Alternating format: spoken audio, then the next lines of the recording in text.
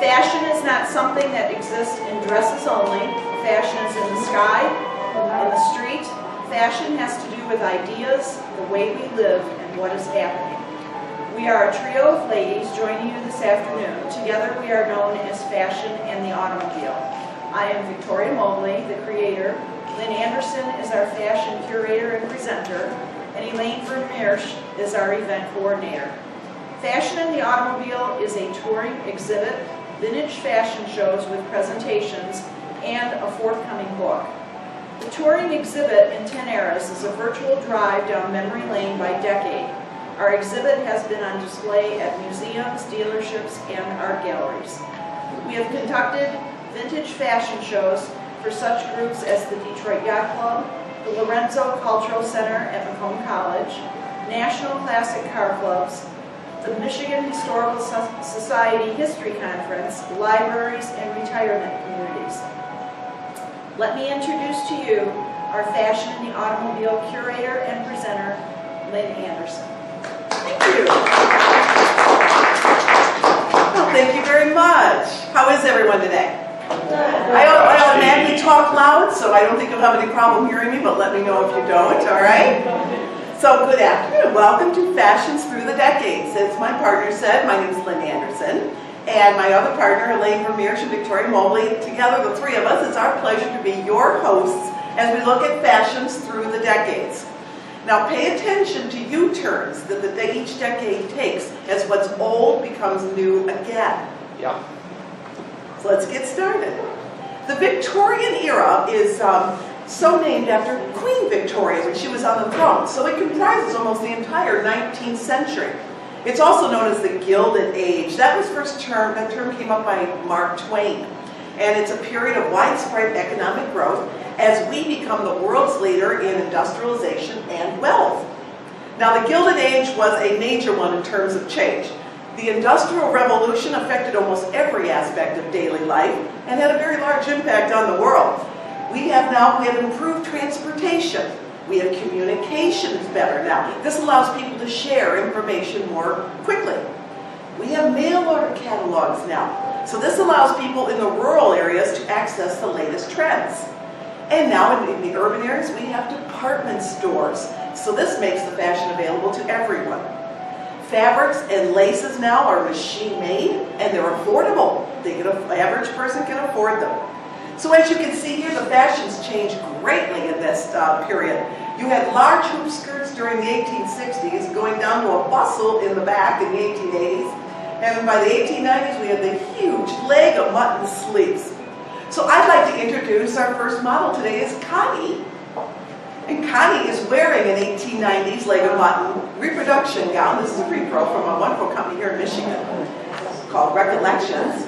But this is similar to what the ladies would have worn. Big leg of mutton sleeves over a corseted bodice.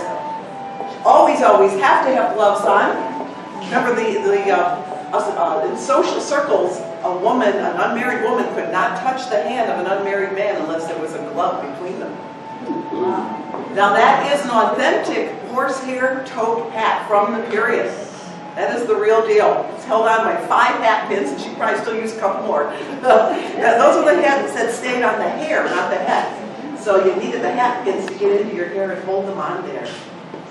Thank you, Connie.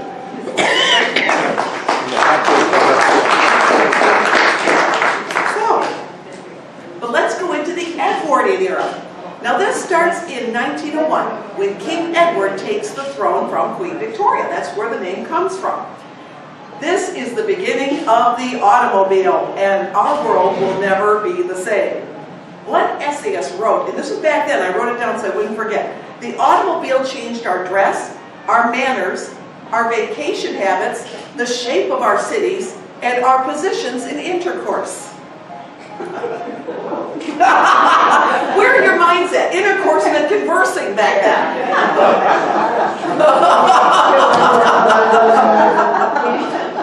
Anyway, people are more mobile. They're traveling greater distances now, and there's this new prosperity.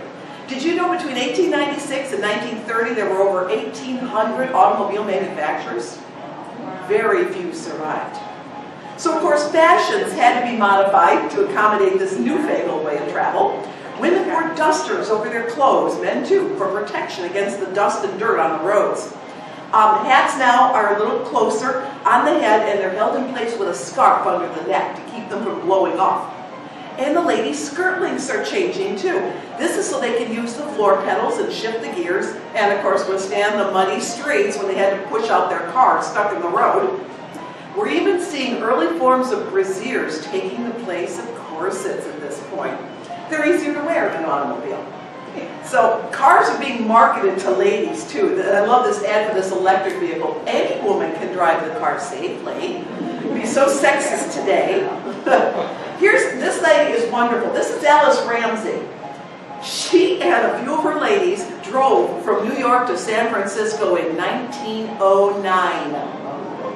Whoa. Here she is changing a tire in the mud. There were no roads in 1909. By the way, this picture was taken right here in Troy at the interurban station. The ladies are wearing their dusters with their hats. Isn't that great? Now in ladies' fashion, the bustle's gone, thank God. We already have a big enough bustle of our own. Longer, leaner lines begin to emerge in several layers. Some of these are asymmetrically placed on the skirt.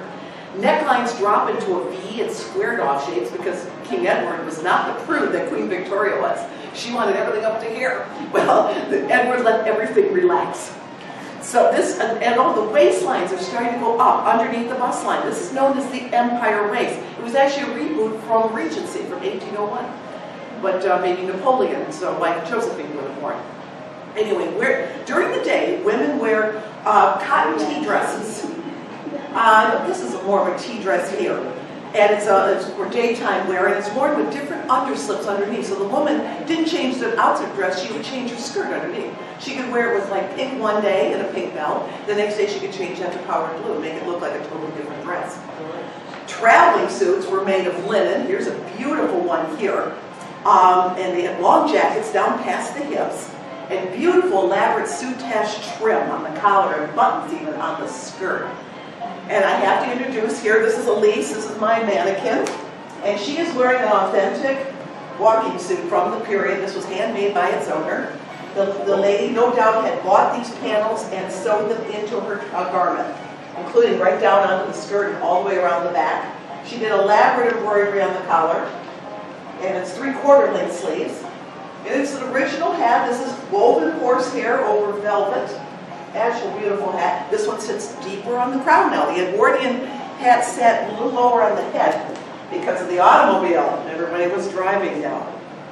So now evening dresses, these are elaborately beaded numbers. These are stunning. They had 4 or 5 different layers to them. They were asymmetrical. One side would be off kilter, it would seem, but that was what they did. They would only have a train if they were very, very royal and they had more of an entrance to make. By the way, you gentlemen, men's frock coats haven't changed in 100 years. It's basically the same coat. Yeah, guys, they would button them 1 notch higher on the breastbone. That was the only difference between men's suits then and now. Isn't that funny? Yep. Now, in 1914, the Great War begins in Europe. So by 1970, the United States joins her allies, Britain, France, and Russia. So I'd like to bring in Bill Monday. Bill Monday is wearing a World War I infantry uniform from 1918 France. This is very traditional. It's very heavy wool he's wearing. Lots of European influence. He's got his coat, his breeches. His wool cap is under the steel helmet. And he's got wool puttees and leather boots. Look at all the backpack he's carrying. He's got a gas mask, a cartridge belt, a canteen, a French haversack. His military, of course, his weapon of choice is his M1903 bolt-action rifle. With the bayonet. We normally would have the bayonet on there. There it is. Yep. Can you imagine fighting in the summertime wearing this? Oh, wow. I got one question. How comfortable is that? Fine. Because I've heard that the World War I uniforms were some of the most uncomfortable uniforms ever made. I wouldn't say so. I think the wool breeze, it's a breathable natural That's fabric. true. That's true because, but the reason I bring that up is because up to this point, the U.S. uniforms were made of wool all year round. Yes. I don't have the power for that. We didn't have a lot of the synthetic and the other No, fabrics and and they stuff were at made that time. primarily of wool for, This was for durability. yeah, amongst other things. Thank you, Bill. Can you just line up back there with Connie? Now, World War I also changes fashion just as it changes the world. Oh, no, that's 20s. Go back for a second. Yeah. There we go. Okay. Women stopped buying corsets altogether during World War I. This frees up metal for the war effort. So this single step liberates 28,000 tons of steel. It's enough to build 2 battleships. Oh my. Just from the women's corsets. This was a major decline of the corset occurred at this period. So by the time the men returned home from the trenches, they suffer culture shock. They leave women in hobble skirts and corsets and come home to women in needling skirts and brassieres. So the grace and the gentility of the Victorian and the Edwardian eras disappear forever. But thankfully, due to such films and movies as Titanic and Downton Abbey, the Edwardian style is back. It's still stronger than ever, thank goodness, because I love that era. So let's go into the Roaring 20s. Now the 20s heralded the Jazz Age and Prohibition. It's probably the most daring decade, revolutionizing the world. Prohibition actually begins in 1919, and within 10 years, illegal liquor becomes the second biggest business in Detroit after automobiles. It brings in $215 million a year. That's $1920. The water here carries 75% of all the liquor supplied to the United States during Prohibition. And there are 15,000 speakeasies operating in the Detroit area alone. It's the one law that everyone ignored. Well, meanwhile, the automobile manufacturers begin seeing a new market here with the ladies, so they start marketing the cars to the independent, modern woman. Ads reflect her self-reliance in driving her own car. I love the Cadillac here for the woman who represents the ideal womanhood. Is this girl smarter than a million men? Buy your wife a Ford. He's still acknowledging that she isn't buying it. The husband's still doing the buying power at this point. But on the fashion scene, by the time World War I ends, women are used to their freedom and independence, and their clothing maintains this wartime masculinity, I guess you could call it. Very loose, very shapeless fits, and very flattened bust lines.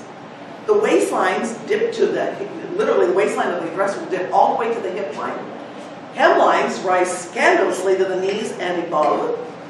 Now the nautical look was very popular during this era. It's still very popular again. You'll love this little lady in her nautical dress. This is my partner Victoria's mother. She is 101 years and she is still with us. Wow. Whoa. Yes, she is. She's delightful. She was one of those early women pioneer engineers when women weren't doing that automotive engineering work. Terrific lady. Now, one of our little 1920s outfits, again with nautical, we have what I call Little Lord Fauntleroy over here. Our little guy here. This is a little boy sailor suit, and boy, did the boys wear the sailor suits, didn't they? This is out of velvet, so this will be a dressy occasion. It's not a day-to-day suit. There is a little flap in the back for his diaper. Change his diaper.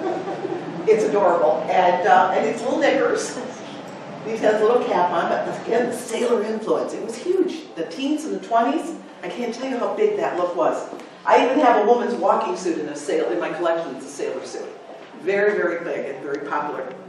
By the way, this is also the era of the flapper. We have a few flappers here. Flappers bind their bust line. They wear makeup. Oh, shocking.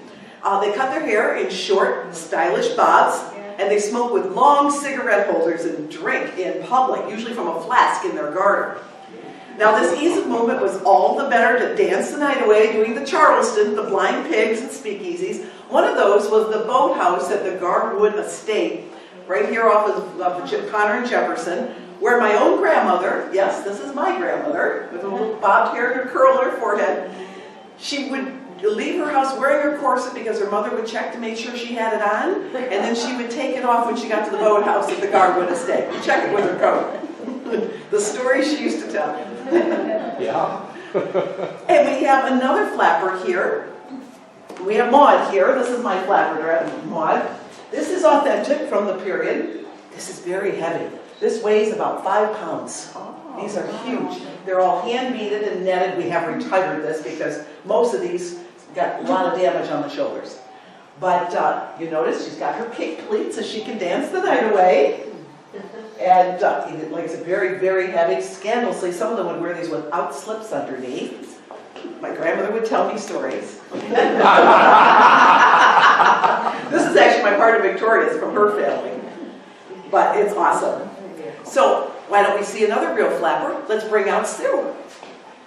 And Sue is wearing another authentic flapperness. This one's not beaded. This one's full of sequins. There's a difference though. They didn't have plastics back in the 20s. These sequins are made out of gelatin. In other words, if she gets too hot or wet, they will melt. They didn't last very long. So the fact that she still got this gown is wonderful, that it's lasted all these years. Keep it out of the sunlight. Don't get wet.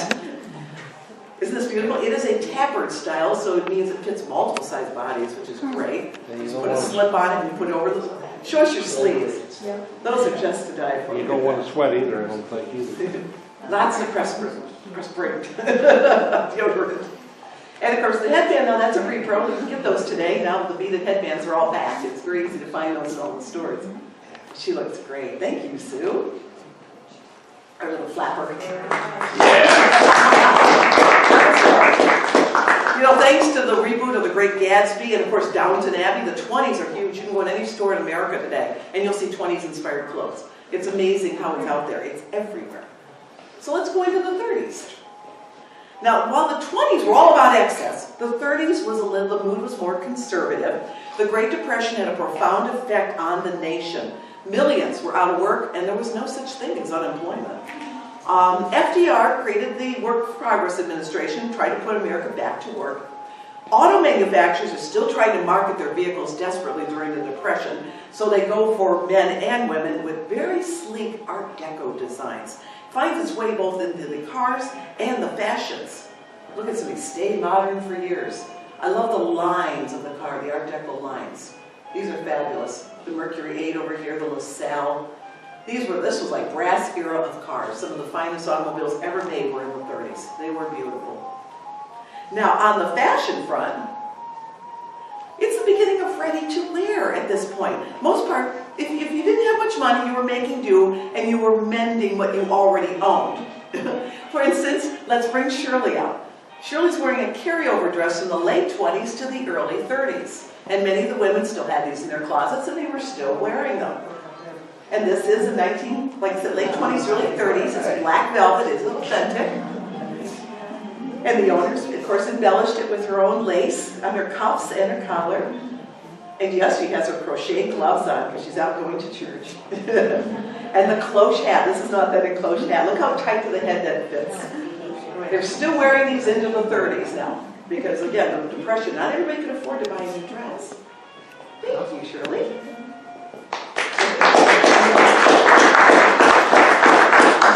Now the bob hairstyles of the 20s are growing out. They're becoming soft with finger waves and longer. The general public now is escaping their dreary lives and going to the movies. This is the era where the golden era of cinema begins. And this captivates the nation. Because of Hollywood, this becomes the glamorous new medium for fashion. Up to this point, we were looking to Hollywood, or we were looking to London or Paris. Now we just look what we're seeing on the silver screen. Designs worn by the Hollywood stars became the most copied fashions to wear. Look at Claudette Colbert. Her sweater with the skirt and her long collar evening gown. Aren't these beautiful? This, of course, this is Lana Turner. This very early Lana Turner. This was in the movie They Won't Forget, 1937. This was how she made the sweater look so popular. We're also, by the way, at this point, we're seeing zippers as fasteners and the bias cut method. This is the way of cutting the fabric at a 45-degree angle. So this allows it to cling to the body.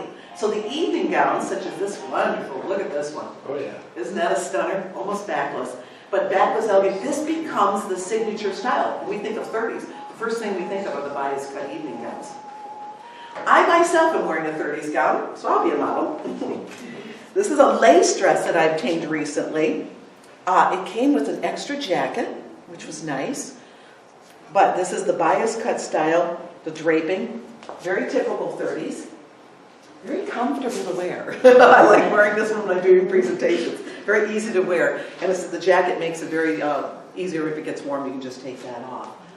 But let's move on, shall we? Thank you. My own applause. I like it. Well, in the 1940s, as the country recovers from depression, World War II sets in. Nothing like a world war to get us out of depression. Works every time. The United States enters the war when the Japanese bomb Pearl Harbor on December 7, 1941. The men head off to war, leaving the women and children to earn a living for their families. And of course, they help the men by manufacturing war materials. So let's bring out Dave Neary. Dave's wearing a World War II Marine uniform.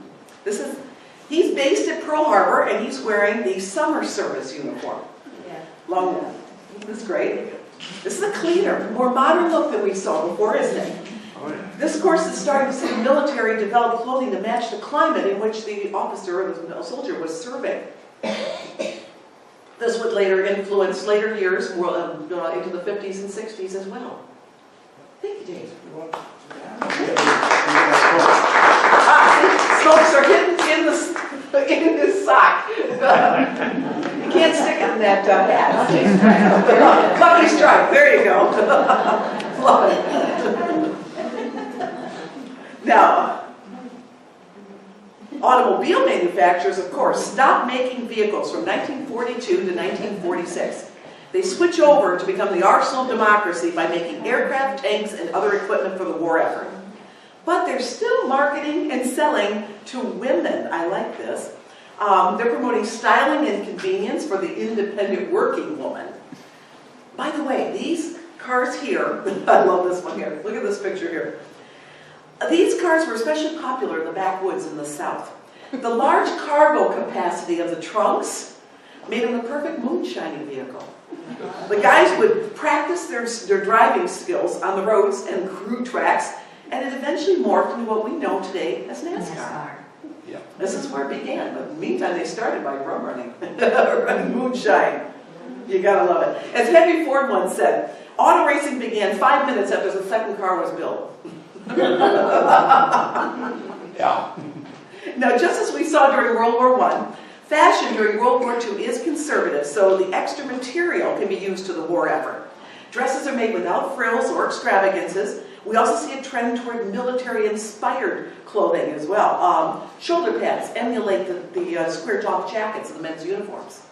And peplum waist also copy the jackets. So let's call out Vanessa. And Vanessa's wearing an actual 1940s gown that does mimic the men's soldiers wore. This has got padded shoulders, the peplum waist. This actually came from my mother and dad's next-door neighbor, her personal collection. She gave it to me. And you notice it's all studded. The woman studded it herself because it was a very plain dress when she bought it. She wanted to make it fancier, but she didn't have any money, so she went to the office supply of the 5 and dime and bought studs and studded it herself. So women were very creative during this time period. Very nice. Thank you. She's got a matching hat on, the studs on the hat as well. She look great. Thank you, Vanessa. Now, the rationing of textiles during this time gives us new fabrics. This is when we start to see viscose and rayon. Costume jewelry is popular too. We have things called celluloid and bakelite. Silk stockings are unavailable, aren't they? So the ladies draw seams up the back of their legs, didn't they? So mimic, they used an eyebrow pencil, go right up the back. Of course, anklet socks are also popular at this time. If they can't afford the stockings, they'll wear anklets with their high heels. And that, of course, led into the bobby soxer era next decade, doesn't it? Oh, and rationing limits the height of your heel to only 1 inch. So you can't wear anything higher than that. Now, when the men leave to fight for our freedom, the women take their place in the factories, and Rosie the Riveter is born. We have a Rosie right here. There she is.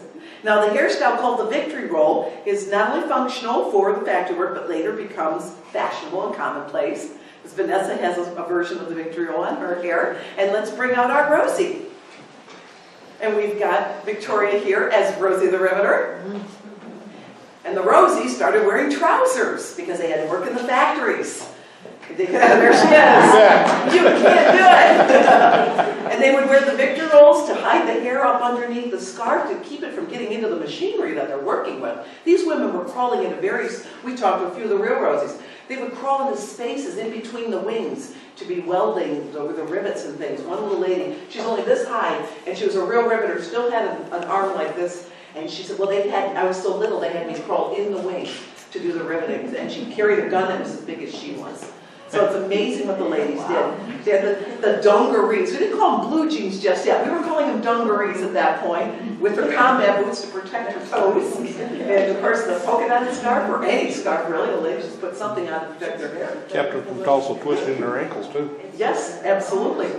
They had to wear lots of protection. They were doing the work that men used to do. Now, the USO was created in 1941 to provide morale and recreation services for all the military personnel. Women volunteer at the USO. In fact, here's Victoria's aunt. This is Aunt Bina, is it? Yes, this is Aunt Bina Solomon. She's singing at the USO while her husband was away serving his country in the Philippines. Don't you love her gown? She's wearing a beautiful gown and she's singing with.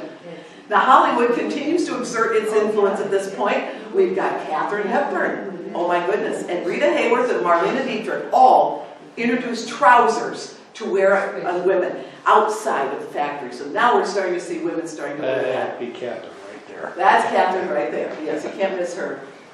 And Joan Crawford, look at those shoulder pads on that one and the peplum there. That is definitely World War II inspired military exposure.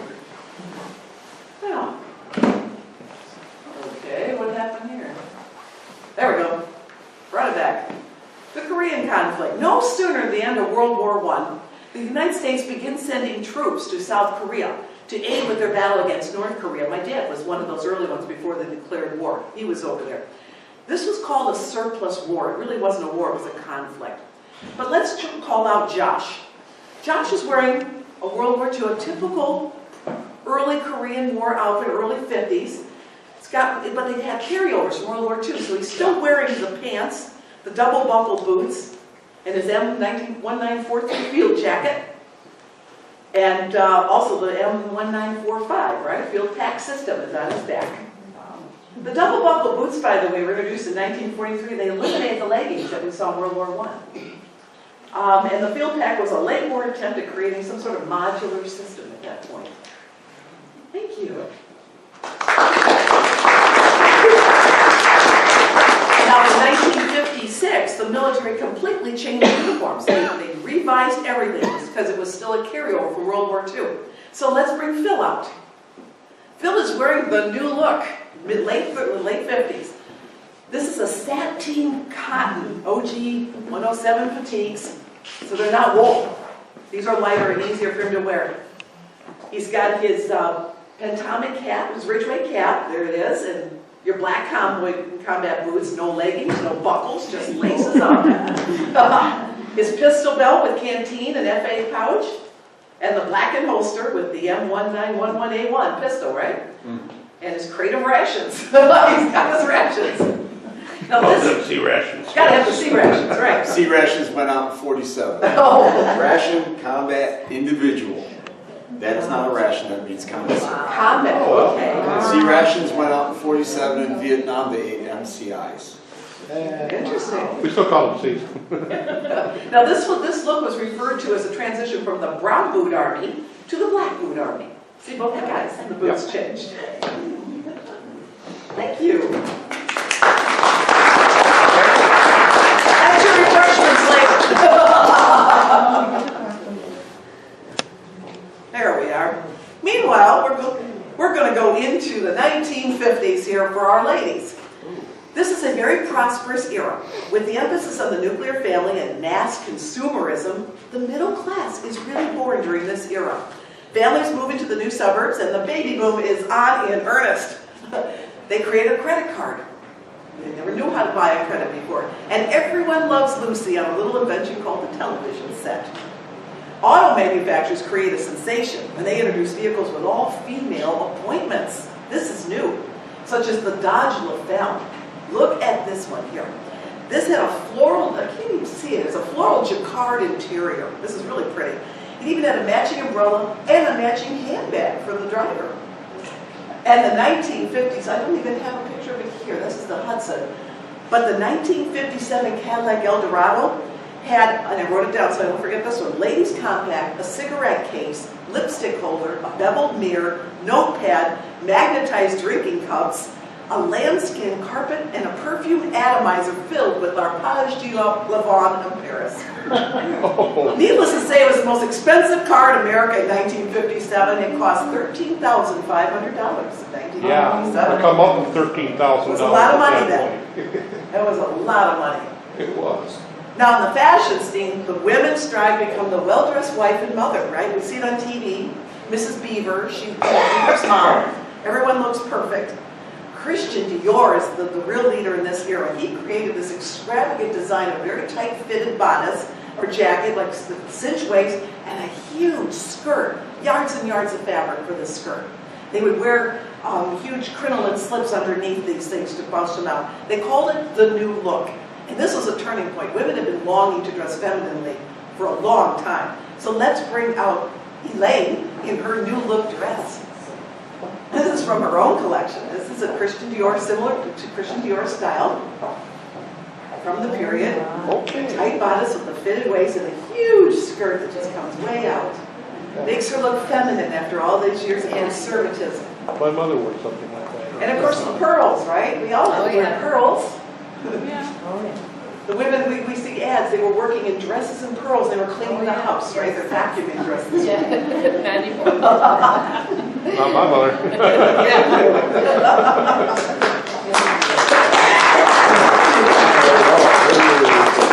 Now her hair is even very 50s. The shorter look is very fashionable. Short, pin curled, and they start wearing the stiletto heel again. They love wearing those high heels.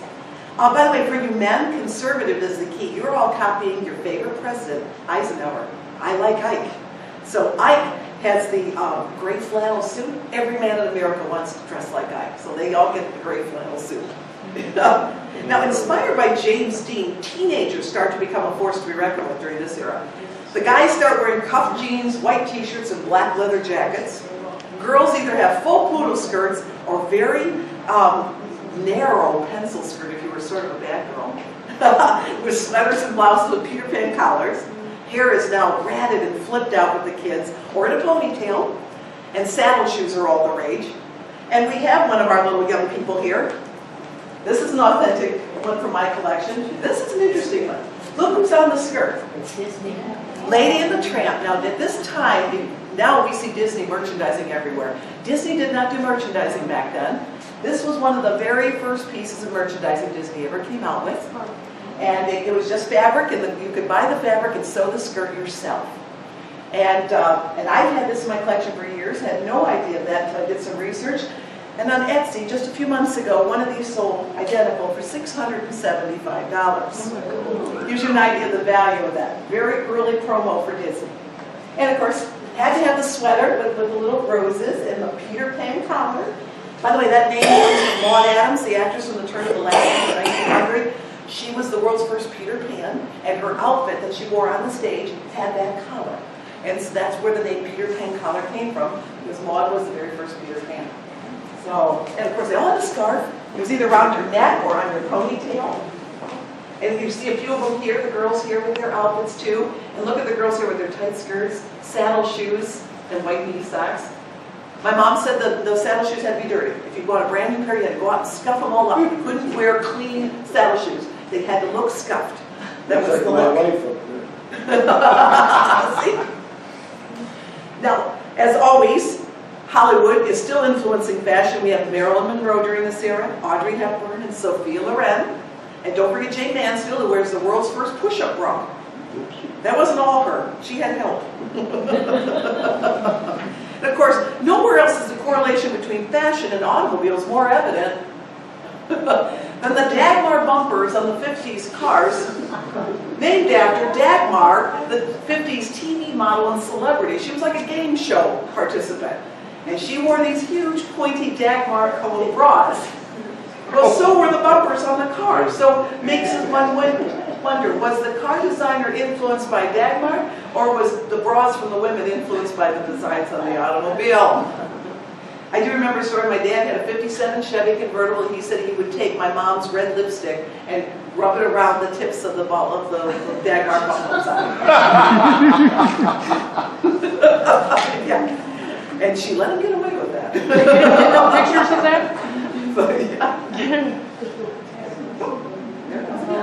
Okay, there we go.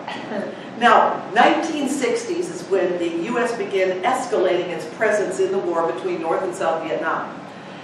That was started around 61, but by 69 we had more than 500,000 troops already actively engaged over there. So let's bring Joe Coppin out. Joe is an Army infantryman from Vietnam, era 1967-ish. He's got a cotton jungle uniform on with his boots, helmet, his M16 assault rifle. You have about 28 magazines there, grenades, machete, and on the back he's even got his poncho, extra pairs of socks and underwear, and the food and water. Now this is a great example to the military's approach to clothing, how it became more scientific at this point. Alice gear. They replaced the heavier OG 107 with ripstop poplin. So full leather boots are replaced by more breathable synthetic uppers. Jungle boots. For jungles, right? And the metal plates on the soles help protect the feet from spikes. Ah, yeah. Cotton and canvas begin to give way now to more durable nylon. We're seeing nylon being used more frequently in soldiers' apparel. The pack. In the pack. Yep. Thank you so much. Look at that. Look at that. How much is that weigh? Joe, how much is that weigh? Fully loaded, Fully probably about 40 to 60 pounds. Wow. Imagine walking through the hot 100-degree temperature jungle wearing that on your back. Quick release over here on the left. I can dump the pack if I need to get light really quickly. Okay. The strap just come right off. You can engage somebody real fast. Okay. Yeah, and they had to carry as much water as they could because a lot of times the water over there was not. No, you couldn't drink the water. No, you couldn't. No, not at all. So you had to carry your water, and that's not light. That was a real rough era. And again, it wasn't a declared war, it was just a conflict.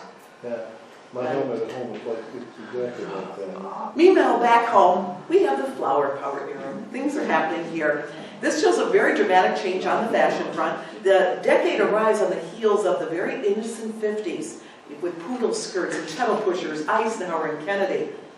And the age of innocence ends with the assassination of President Kennedy, the Civil Rights Movement, the British invasion, and of course the War in Vietnam. Now, while the 50s saw teenagers gaining an influence, the youth are definitely the leaders of the 60s. Mary Quant designs the mini skirt. And this takes the world by storm. Oh yeah. Young women, I mean, it's all middle-aged women. Everyone was wearing mini skirts at that point. And in 1966, Nancy Sinatra, Frank's daughter, releases These Boots Are Made for Walking and makes the go-go boot the fashion statement of the decade. Everyone copies Twiggy. Here she is, the British supermodel. She had very heavy eyeliners. The pixie haircut was really big. My mother kept cutting my hair like that. Everyone was doing it. Heavy, heavy eyeliner. And so let's bring out our answer to Twiggy. Here's Rita. And she's wearing one of her own collection. This is an actual mini dress from the 60s. Look at the paisley print on this. This is fabulous. Got like little bell sleeves. That's nice. And her go-go boots. And those are authentic, she tells me. Those are not costume ones. We paired it with a rabbit fur cat from the period. Ladies had to, I remember when working in mini dresses, you had to stoop down very carefully. You just couldn't bend over to get a file. You had to be very careful. But that was very typical, the eye length. Now we finally see knees. Thank you. Of course, America's answer is the hippie movement, right here. And that arrives midway through the decade. So this spawns bell-bottom jeans, fringed vests, tie-dyed shirts, the bohemian peasant look, which is really big again today for some reason. It's all back. Birkenstock sandals too. Everybody had Birkenstocks. I remember those. Now Hollywood had a long-standing affair with the 60s, producing hundreds of films in the era, including American Graffiti and Forrest Gump. New generations today are constantly reinventing the looks. These are all very popular today. Let's take a look at some of these. Look at what's old is new again. There is a ton of things today. You can go to any store today and you will find lace blouses, Soutache, which is the very intricate look sewing of, you take one line of ribbon and you sew it in an elaborate design. That's soutache trim. Beaded dresses are huge, 20s. Anything flapper. Drop waist dresses from the 20s. Flutter sleeves. Bias cut evening gowns. I'm seeing those up prom girls this season. Peplum suits are back with shoulder pads. And of course, circle skirts. Any of the Dior look, the new look is all back. Pedal pushers, I love those. They've never gone out. And of course, mini dresses and now maxi dresses are just as big as mini dresses. Of course, not everything old is new again. I'm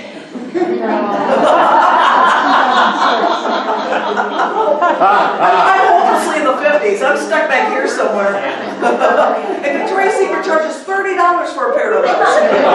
Go figure.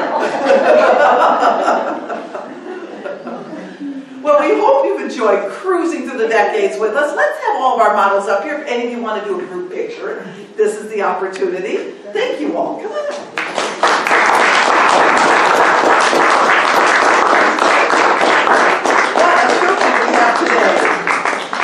Does anybody have any questions they'd like to ask? Thank you very much. Now we won't get blinded by the light. Anybody have any questions? No? Yes? Sergeant over there was mentioning that in Vietnam they had gone to MRIs. MCIs. MCIs. Yeah. Meal Combat Individual was introduced in 1957 and was issued up through 1982. C rations were discontinued in 1947 when they issued the Ration Combat Individual 12-ounce cans, but it came in a shoebox with 2 cans of fruit, dessert, and an accessory pack.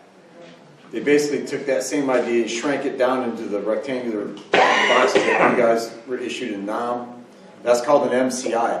The C on the boxes was used for 150 years by the Army, just means commissary supplies. I was in the Marine Corps and I remember we had the combat ready meals, Yeah. you know, in the box. Yeah, the MCIs. MCI. Talking about, you said 47 discontinued. I was in the service 53 to 55.